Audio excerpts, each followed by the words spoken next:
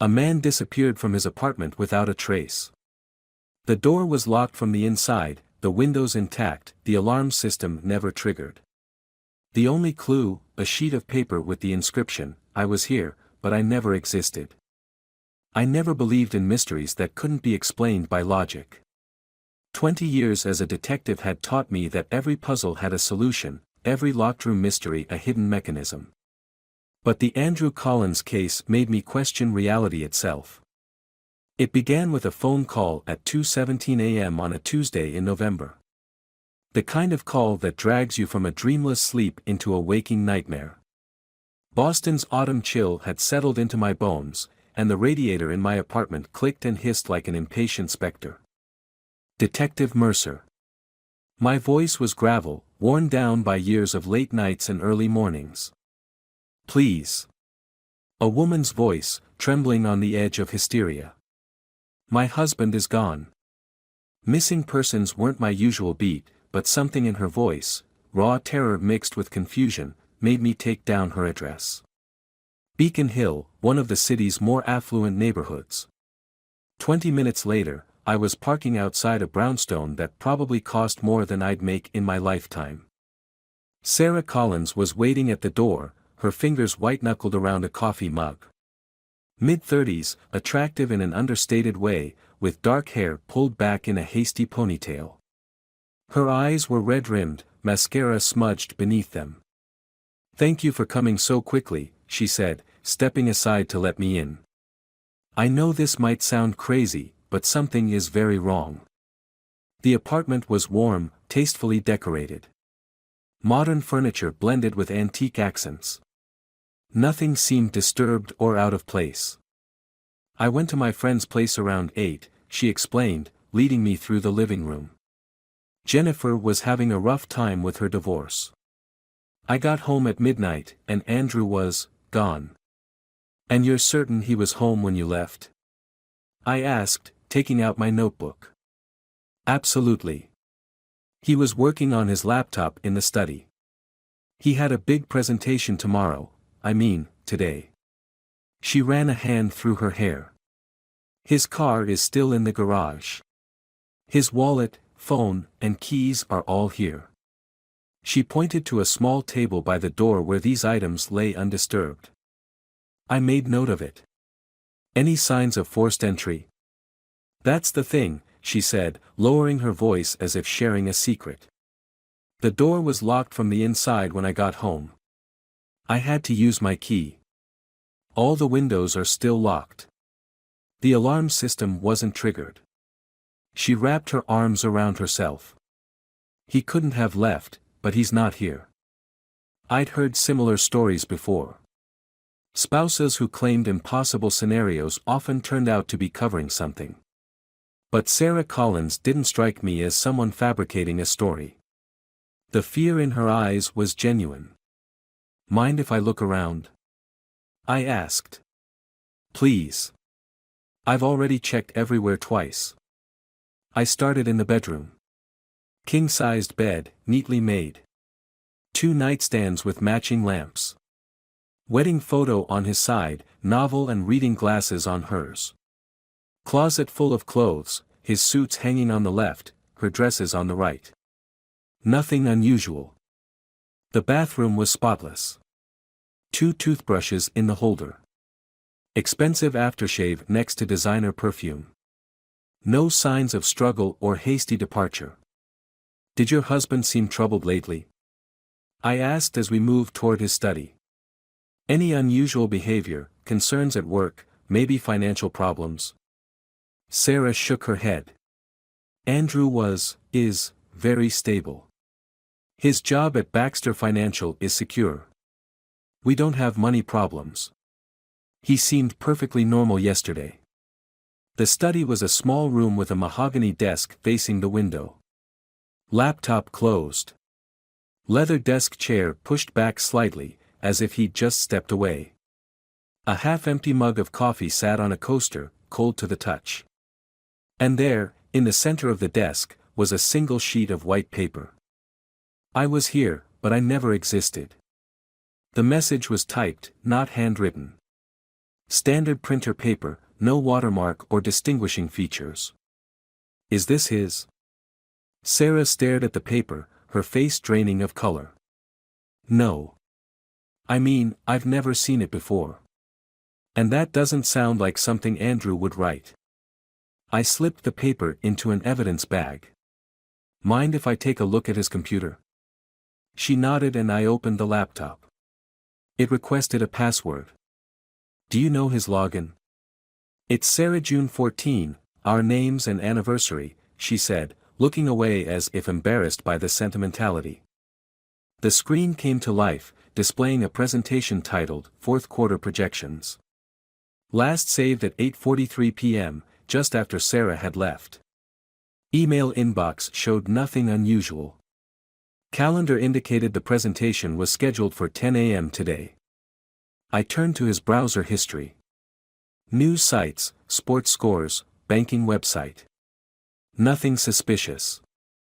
Mrs. Collins, was your husband involved in anything sensitive?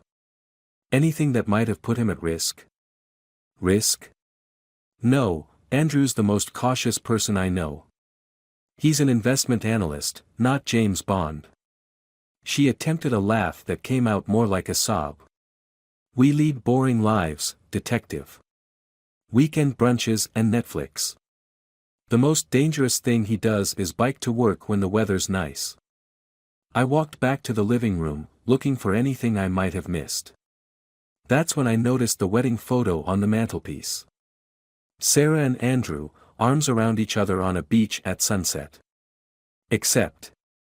I stepped closer, frowning. Andrew's face was blurred, as if someone had deliberately smudged it. This photo, was it always like this? I asked, picking up the frame. Sarah came over, her brow furrowing. Like what? That's from our honeymoon in Maui. I showed her the blurred face. She stared, then snatched it from my hands. No, that's impossible. She ran her finger over the glass. His face was clear. I just dusted this yesterday. A chill ran up my spine that had nothing to do with the November air outside. Do you have other photos of your husband? She nodded and retrieved a large photo album from a bookshelf. We sat on the couch as she opened it. Wedding photos, vacation snapshots, holiday gatherings, in each one, Andrew Collins' face was blurred. Not obviously photoshopped, more like someone had gently erased his features, leaving a skin-colored smudge. I don't understand, Sarah whispered, her hands trembling as she turned page after page. These were normal yesterday. All of them. I kept my expression neutral, but my mind was racing. Photo manipulation on this scale would require time and skill. Either someone had broken in and replaced every photo while Sarah was out, impossible given the security, or she was lying. Or there was a third option, one I wasn't ready to consider. Videos, I said suddenly. Do you have any videos of him? She pulled out her phone, tapped the screen a few times, then handed it to me. Our anniversary dinner last month. I pressed play. Sarah sat at a candlelit table, raising a glass of champagne to the camera. To 5 amazing years, she said, smiling. Then the camera panned around, presumably to show Andrew. But there was no one there. Just an empty chair and place setting. Sarah grabbed the phone back, her eyes wide. No, that's not right. He was sitting right there. He was filming me, then the waiter took the phone to get both of us. Her breathing quickened. Detective, what's happening? Before I could answer, a soft knock came at the door. 3 gentle taps that somehow seemed louder than they should have been. Sarah jumped. I instinctively reached for my service weapon. Stay here, I ordered, moving toward the door. I peered through the peephole. The hallway was empty. Keeping my gun ready, I opened the door a crack, then wider. No one was there. But on the floor lay another sheet of paper, identical to the first. Are you looking for me? But I never existed. I quickly looked both ways down the hallway. No sign of anyone. I picked up the paper, noting that the message was typed in the same font as the first. When I turned back to show Sarah, I found myself staring at an empty living room. "Mrs. Collins?" I called out. No answer. I moved through the apartment, checking each room. "Sarah?" Only silence greeted me. But something else had changed too. The furniture was different, more modern, less personal. The wedding photos were gone from the mantel. The bookshelf held reference books instead of photo albums.